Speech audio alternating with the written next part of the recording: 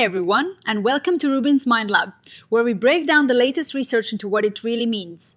Ever clicked on a social media ad and ended up in a place you didn't expect? Today we're diving into a fascinating study that maps the sneaky journey from ads for unlicensed gambling websites, asking, can these sites really trick people? Especially those who are trying to stop gambling. Imagine you are trying to quit gambling. You sign up for a self-exclusion program, put blocks in place, and then bam, you see an ad on social media that says, hey, we're not on that self-exclusion list. Come play here. That is exactly the kind of user journey a new study wanted to understand. They looked at gambling websites that specifically advertised themselves as not on GamStop, which is a big deal because GamStop is Great Britain's national self-exclusion scheme designed to help people control their gambling. So the big question researchers wanted to answer was this.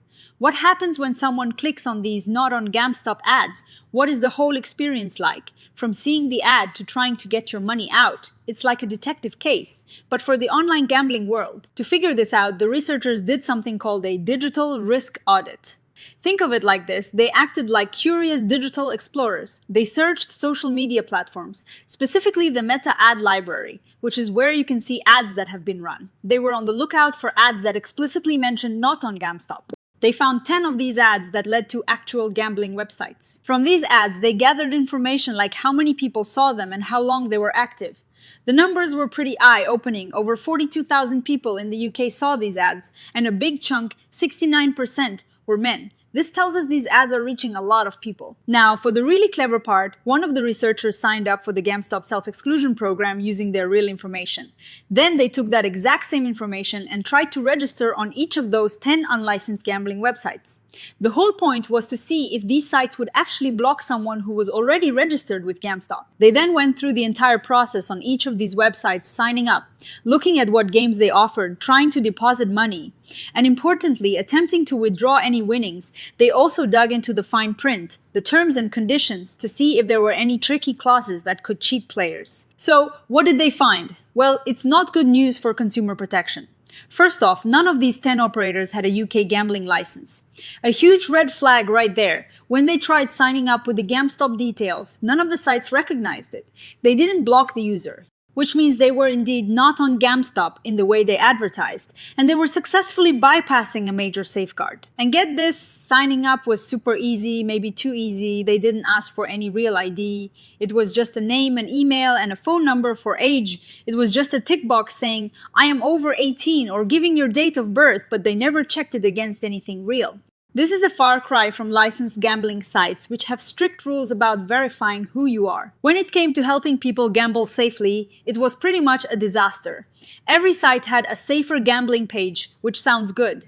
But when you looked closer, it was mostly just information about other help organizations, not really tools to help you right there. Crucially, none of them offered basic tools like setting deposit limits or loss limits. These are standard features in licensed casinos designed to prevent harm. But here, nothing to see how they'd react to someone in trouble. The researchers sent an email saying, I want to control my gambling. I feel addicted and sometimes I can't control the money I am spending. What happened? 8 out of 10 sites just immediately closed the account without offering any help or support. Just saying, as per your request. It is like they saw loss of control as a command to shut down, not a cry for help. One site's email address didn't even work, and another didn't reply at all. After they closed those accounts, the researchers could just open new ones with the same details and continue. Then Therese the money part, when they deposited money using a special bank account to keep track. The transactions on the bank statement were almost always disguised. They had these codes called merchant category codes, or MCCs. The correct code for gambling is 7,995. But almost all of these deposits used codes for things like business services or digital goods. This is a clever trick to hide the fact that money is going to a gambling site, especially if your bank has a tool to block gambling transactions.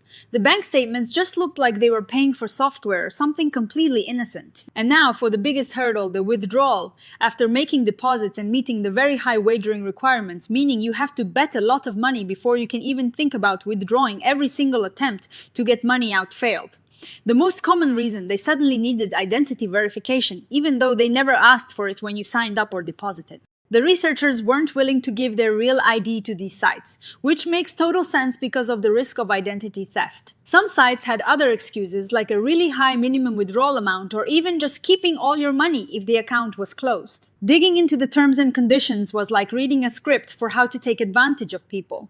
They found that all of them made users disclaim any history of self-exclusion, meaning to sign up, you had to lie about trying to control your gambling.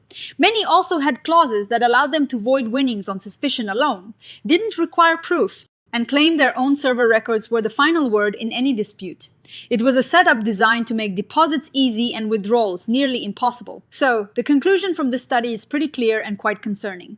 These not on GamStop unlicensed gambling sites are actively targeting people who are trying to quit gambling, taking their money with fake promises, and completely bypassing all the safety nets we have in place. They're designed to be tricky, to exploit vulnerabilities, and to make it incredibly hard to get your money back. What can be done about it? The researchers suggest a couple of key things. First, they emphasize that payment systems need to be involved. If banks and payment providers can't easily identify that money is going to a gambling site because the codes are wrong, then things like bank-level gambling blockers won't work. They need to enforce proper transaction coding. Second, social media platforms need to step up. They're hosting these ads and they need to do a better job of catching and removing them. This study really highlights how important it is to have robust regulations and enforcement.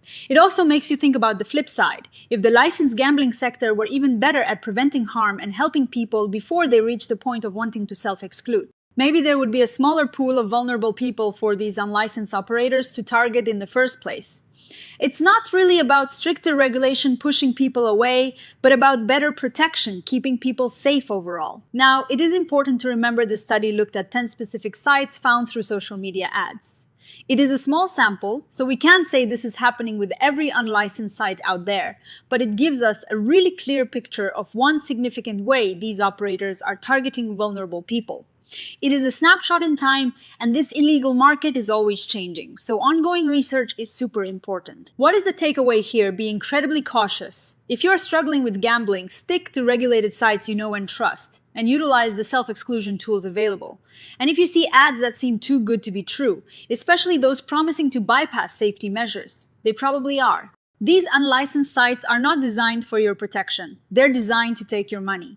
What do you all think about these findings? Have you ever encountered similar tricky online ads? Let me know in the comments below.